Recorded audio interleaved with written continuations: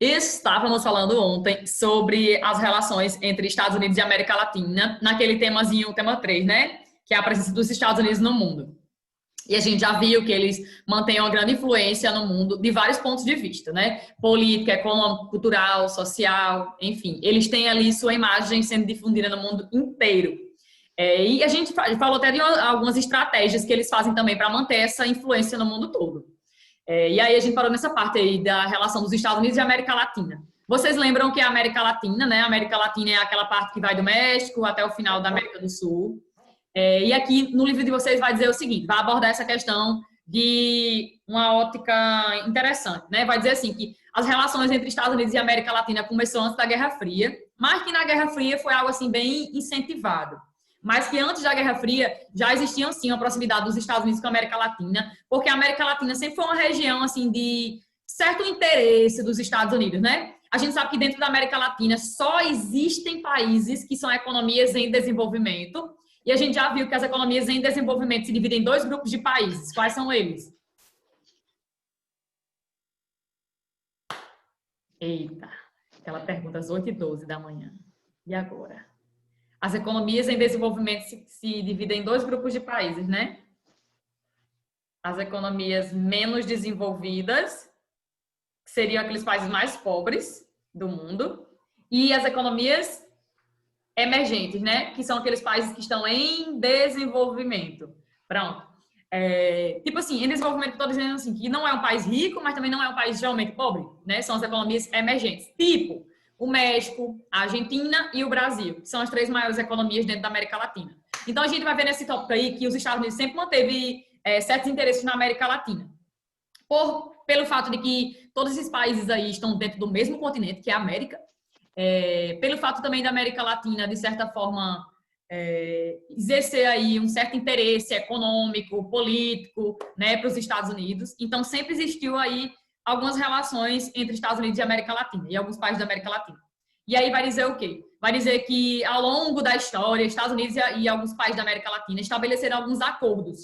Que tipo de acordo? Acordo bilateral, que é quando ocorre entre os Estados Unidos e um outro país da América Latina, e acordos regionais. Quando a gente fala de acordos regionais, a gente está se referindo a acordos que são feitos dentro de uma região. Então, entre alguns países dentro de uma região. Então, ao longo da história, Estados Unidos e América Latina já fizeram aí, já promoveram acordos, tanto regionais, né, envolvendo Estados Unidos e alguns países da América Latina, quanto acordos bilaterais. Como, por exemplo, a gente vai falar já já de acordos bilaterais, que é entre Estados Unidos e Brasil, né, que também faz parte, nós fazemos parte da América Latina. Nós somos latino-americanos. E daí o que aconteceu? O que acontece? Um dos acordos que o livro vai mencionar aqui entre Estados Unidos e alguns países da América Latina, e há um país, na verdade, da América Latina, é o NAFTA, que é o Acordo de Livre Comércio da América do Norte. Já ouviram falar no NAFTA? É um bloco econômico, formado por esses três países aqui, ó. Um bloco econômico seria o quê? Um organismo, né, multilateral, onde existe ali... Peraí, minha filha, por aqui. Onde existe a presença de países que tentam se integrar, principalmente do ponto de vista econômico, por isso que é chamado de bloco econômico, é quando países se juntam para se integrar ali do ponto de vista financeiro. Mas também existem tipos de blocos econômicos. Por exemplo, existem 4 tipos de blocos econômicos. Existe um bloco econômico que é chamado de zona de livre comércio, que só existe livre circulação de mercadoria, serviço e money, investimento, certo? Entre um país e outro. No caso, o NAFTA, né? Ó, esse país aqui gigante é qual? Aqui na América do Norte. Que paísinho é esse? Eita, tem alguém falando aí sem... É claro, tá morrendo de falar e o rádio dela tá desligado. Que paísinho é esse? Aqui na América do Norte, bem perto da Groenlândia. Eu tô com medo de falar É o Canadá. Canadá. Canadá, que é o próximo tema, é sobre eles, bonitinho. Aí, ó, Canadá, Estados Unidos e México. O México é o único país da América Latina aqui que está dentro do NAFTA, certo? Dentro desse bloco econômico formado por esses 3 países. Que justamente é a América do Norte, né? Constitui a América do Norte. A América do Norte é constituída por Canadá, Estados Unidos e México. Eles 3 formam um bloco econômico desde 1994. Final do século XX, eles montaram, né? Firmaram aí um acordo entre eles 3, um bloco econômico. chamado Acordo de Livre Comércio da América do Norte. E tem esse nome América do Norte justamente porque faz parte dele, né, os 3 países da América do Norte. Atualmente, o Chile, que é esse paísinho aqui, ó, na costa oeste da América do Sul, é um membro associado, não é um membro permanente do NAFTA, mas ele é associado, participa de algumas reuniões, de algumas coisas do bloco, certo? Ele não é um membro permanente, permanente somente 3, Canadá, Estados Unidos e México. Sim, aí vamos lá. Esse bloco econômico é uma zona de livre comércio. Por quê? Porque aqui só existe livre circulação de mercadorias, né? Se algum país aqui quiser investir em outro, tipo, os Estados Unidos investiu muito no México já. Sobretudo no final do século XX, quando os Estados Unidos começaram a implantar um monte de indústria aqui no norte do México. Aí você faz, Estados Unidos implantando indústria no norte do México, no território, na parte norte. Por quê no norte do México? Tem algum motivo estratégico para eles estarem implantando essas indústrias no norte do México, bem próximo da fronteira com os Estados Unidos? Tem. Eles não estão pensando só em buscar ali mão de obra barata no México, não, né? Eles estão buscando também eliminar a passagem aí de mexicanos para os Estados Unidos, né? Barrar aqui. Porque é tão estratégico que é no norte justamente por causa disso. Por quê? Porque as pessoas, elas chegam aqui até essa parte norte, veem a oportunidade de arranjar um emprego, se fixar no norte do México, e aí, de certa forma, acaba barrando a passagem de alguns mexicanos para os Estados Unidos. Isso é estratégico. Então, é um investimento que os Estados Unidos fez e vem dando certo. Essas indústrias são chamadas de maquiladoras. Em espanhol, maquiladora quer dizer montadora. Então, são indústrias montadoras de produtos. Os produtos, muitas vezes, as peças são produzidas nos Estados Unidos, aí eles mandam para essas empresas aqui no norte do México, as montadoras, que são dos Estados Unidos, né? Aí as montadoras montam o produto final, acaba lá o produto, terminou, aí envia para os Estados Unidos distribui no mundo, vende, né? Exporta.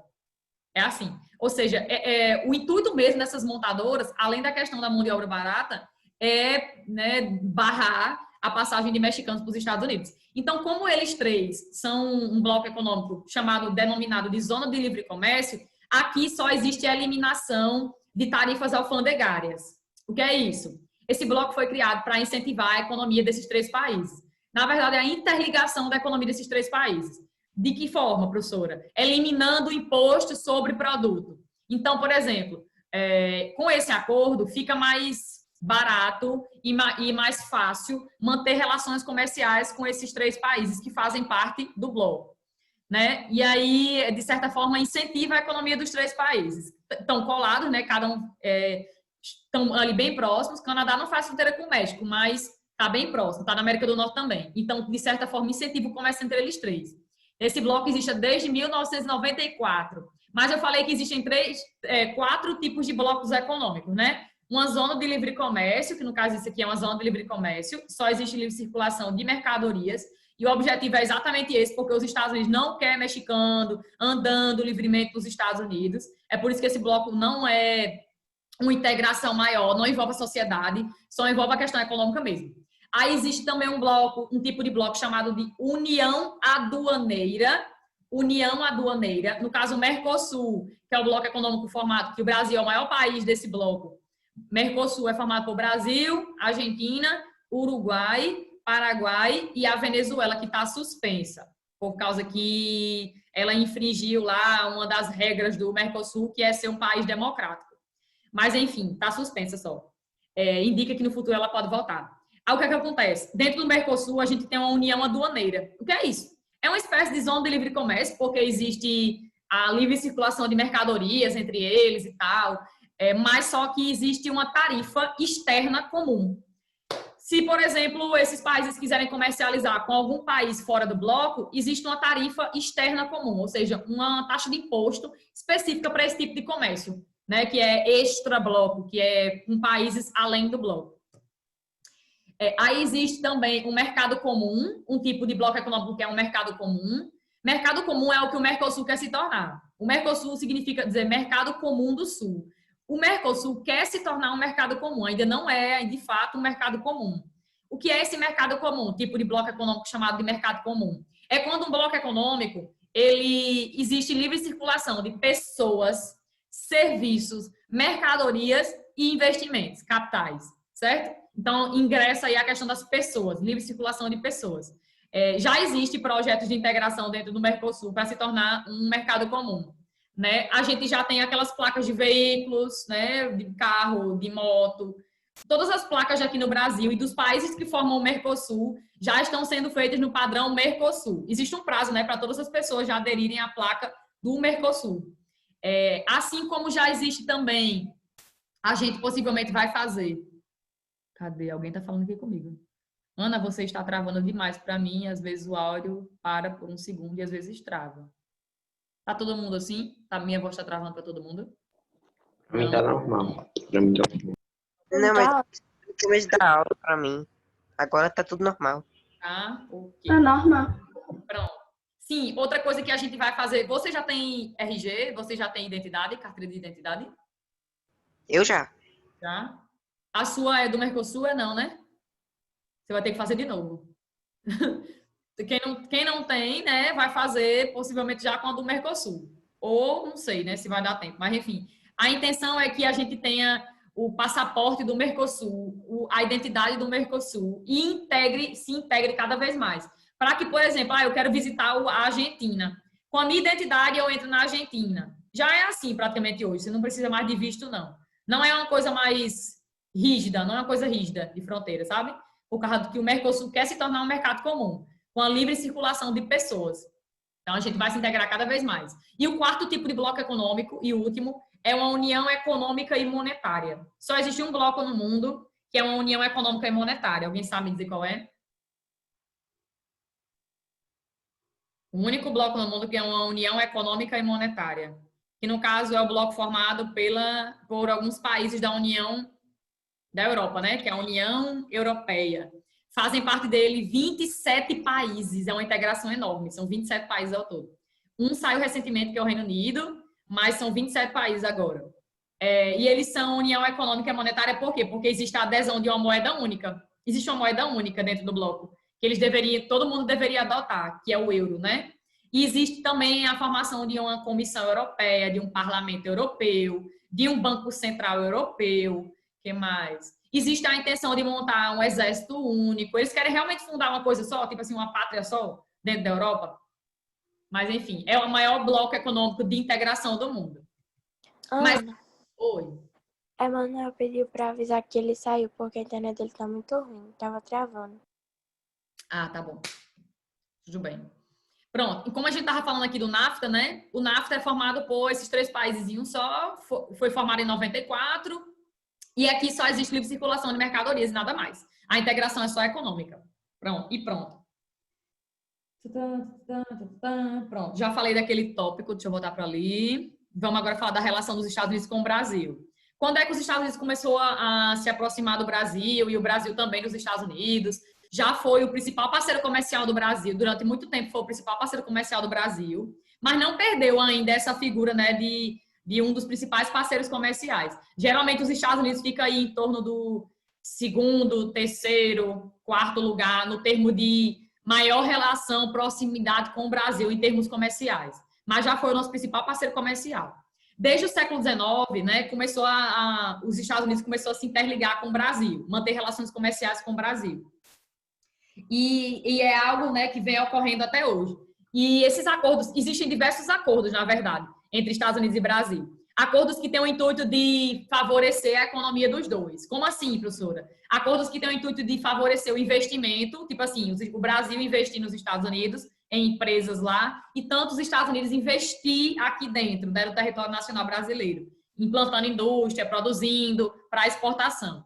E existe também, de certa forma, trocas de mercadorias intensas entre os dois países. O Brasil exporta mais produtos ligados, produtos primários, né, e alguns produtos industriais para os Estados Unidos, e a gente importa mais, compra mais dos Estados Unidos produtos industrializados.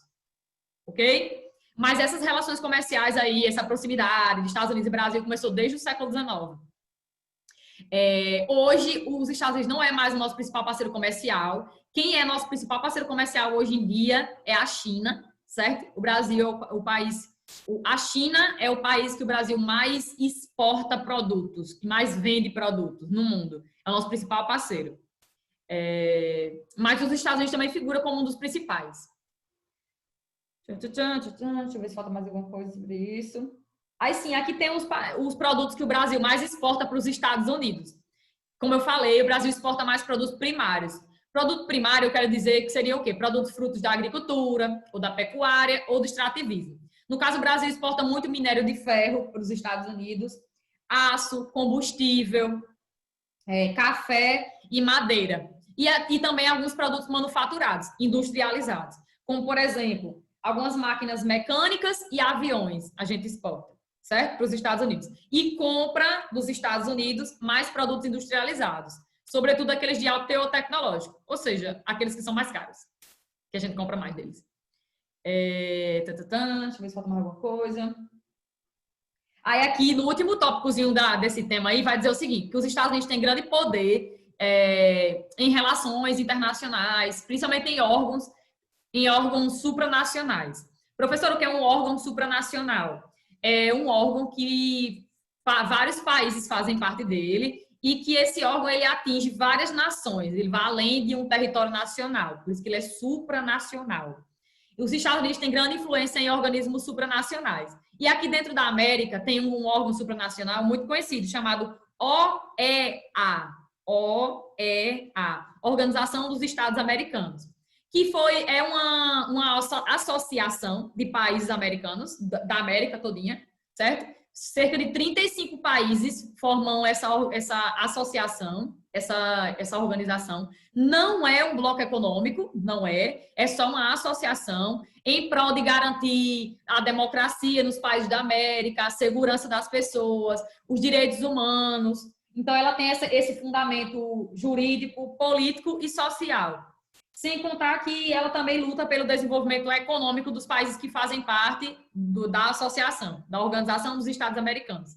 Inclusive, recentemente, Bolsonaro estava tentando fazer com que os Estados Unidos aceitassem o Brasil como membro efetivo da associação. Está lutando aí para isso.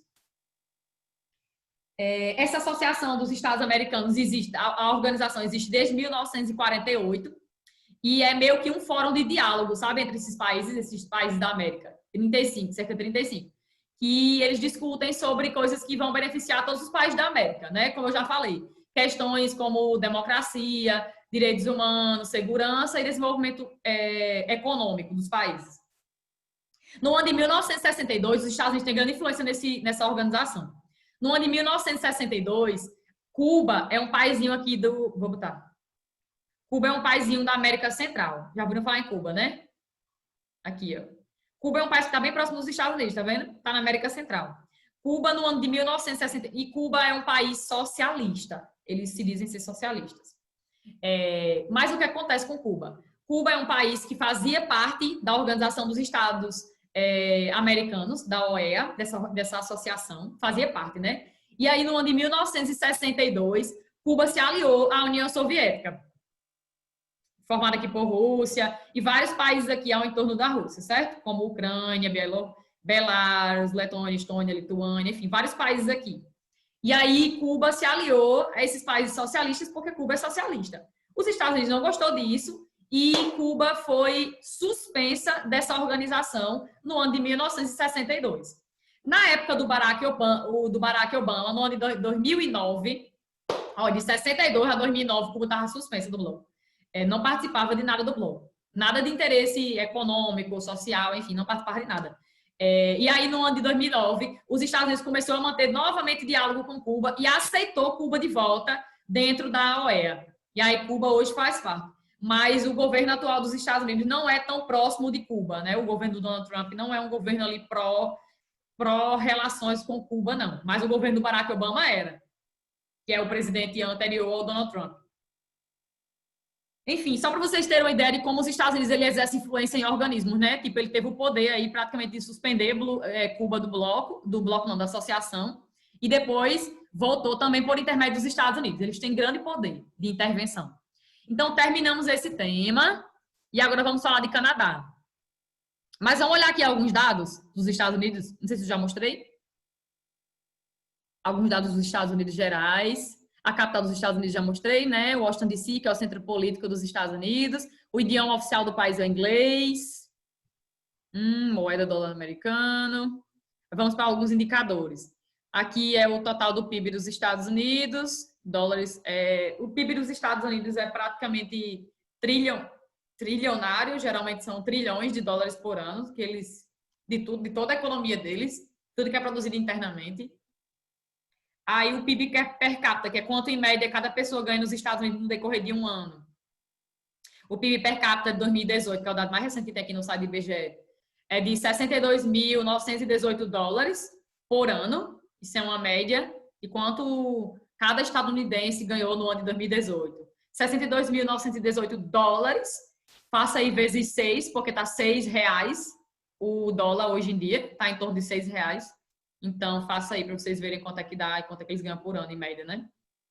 62.918 dólares. É muita coisa. Eu vou colocar do Brasil. Vocês já viram do Brasil? Já viram do Brasil? A renda per capita do Brasil? Deixa eu colocar para vocês verem a diferença. Brasil. Ó, Maria Clara fez aí. Em torno de 377.508. É isso aí. Mais sobre o país. Vamos lá. O PIB per capita do Brasil. PIB per capita. Também 2018. Olha aí, nosso PIB per capita. E isso é uma média, não reflete a realidade, né? Tem gente que ganha mais e tem gente que ganha menos.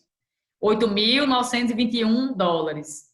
Foi quanto, em média, cada brasileiro ganhou no ano de 2018. Passa aí vezes 6. 8.921 vezes 6. Vai dar, em média, quanto cada brasileiro ganhou, né? Mas para vocês verem como a diferença é drástica de um país desenvolvido para um país que é emergente. Olha aí, em torno de 53.526. É isso aí. E a gente sabe que isso não é o dado real, né? Não reflete a realidade. Tem gente que ganha mais, tem gente que ganha mais e tem gente que ganha menos. Espera aí, deixa eu terminar essa parte dos Estados Unidos. Não sei se eu já mostrei tudo. Total da economia. Gasto. Aqui tem muita informação legal, tipo chegada de turista, quantidade de turista, tá vendo? Por ano, no ano de 2017. Em torno de 76 mil pessoas visitaram os Estados Unidos. 76 milhões, né? 76 milhões.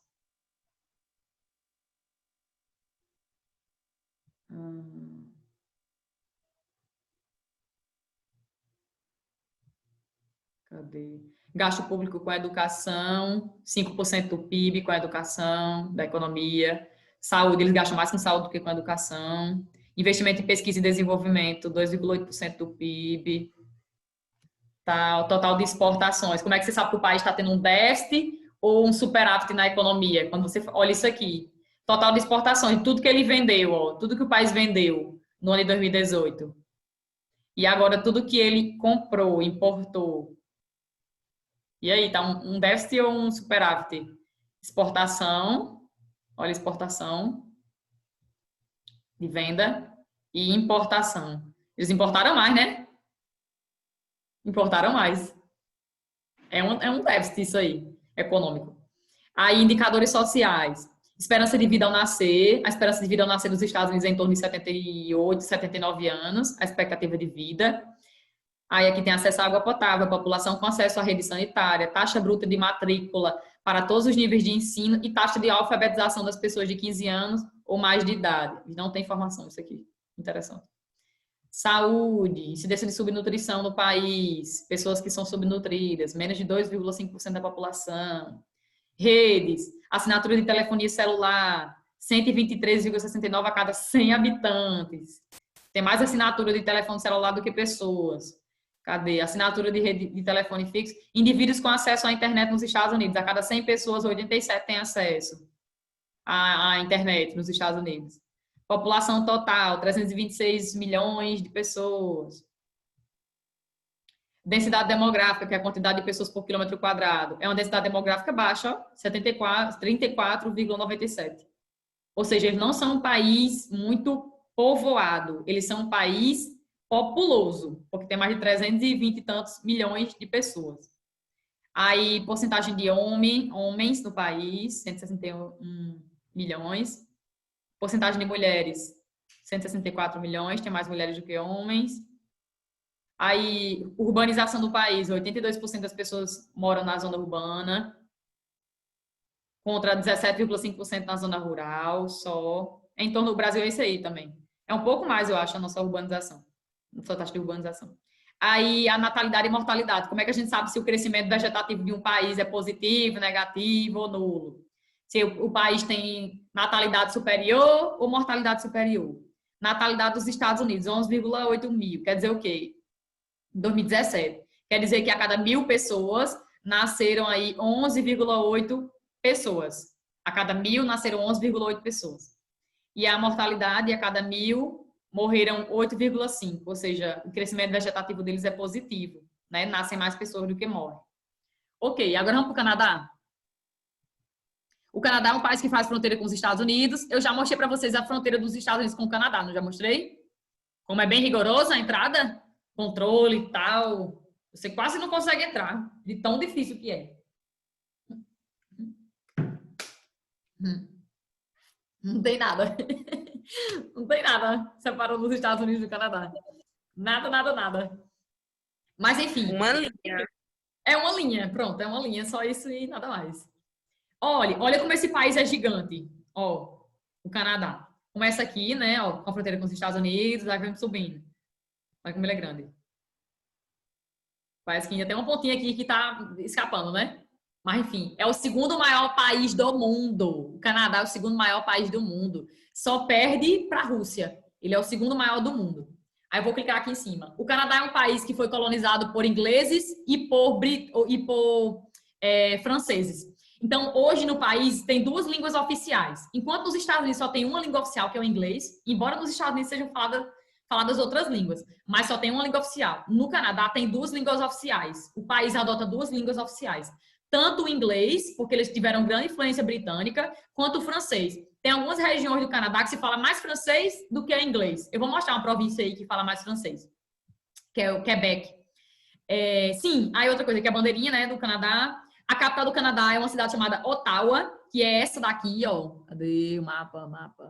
Aqui, ó. Ottawa. Essa é a capital do Canadá. Que fica praticamente numa zona de fronteira com os Estados Unidos. Essa cidade, ó. Ottawa. Deixa eu sair aqui um pouco, vocês viram Ottawa de uma distância. Ó, Ottawa fica por aqui, tá vendo? Quase, praticamente na região de fronteira, né? Com Canadá e Estados Unidos. Lindo, maravilhoso. No caso, as regiões mais habitadas do Canadá, vou falar isso já, mas eu vou logo adiantar. As regiões mais habitadas do Canadá é essa daqui de fronteira com os Estados Unidos. Por quê, professora? Tem uma lógica? Tem. Principalmente pela questão energética, pela questão climática também, porque aqui a gente vai encontrar temperaturas mais baixas. Quando você vai para o norte do Canadá, essa região aqui, ó, é muito, muito, muito fria. É uma região de clima frio polar. E aí, geralmente, quem habita essa região aqui é um pessoal nativo, chamado de Inuits, né? Os Inuits são predominantes nessa região aqui do norte do Canadá. Inuit quer dizer o quê? Inuit são indígenas da etnia dos esquimós, né? Indígena da etnia dos esquimós, aquele povo que realmente vive em regiões muito frias, muito geladas. No caso, eles habitam grande parte dessa região norte do Canadá. Aí alguns habitam aqui a Groenlândia, pertence à Dinamarca. E alguns inuits também estão presentes aqui no Alasca, que pertence aos Estados Unidos. Mas eles realmente gostam e se fixam nessa região gelada do mundo, dessa parte aqui da América do Norte. Aí sim, então grande parte das pessoas no Canadá habitam essa região de fronteira. Primeiro que a gente vai ver que eles vão predominar nessa região aqui, entre Ottawa, que é a capital, Montreal, Quebec e Toronto, aqui um pouco mais embaixo, tá vendo? Toronto, não sei se você já ouviu falar de Toronto. Toronto, Ottawa, Montreal e Quebec são as cidades mais habitadas. Essa cidade aqui, chamada Quebec, é um local onde se fala mais francês do que inglês, né? Tem uma influência muito grande dos franceses, porque a França teve muita influência no processo de colonização também do Canadá, França e a Inglaterra. Então, essa região aqui é a região mais habitada, é onde a gente vai encontrar o maior número de indústrias de alto teor tecnológico, essa região aqui. Em alguns locais, como nessas 4 cidades aqui, nessas 4 regiões,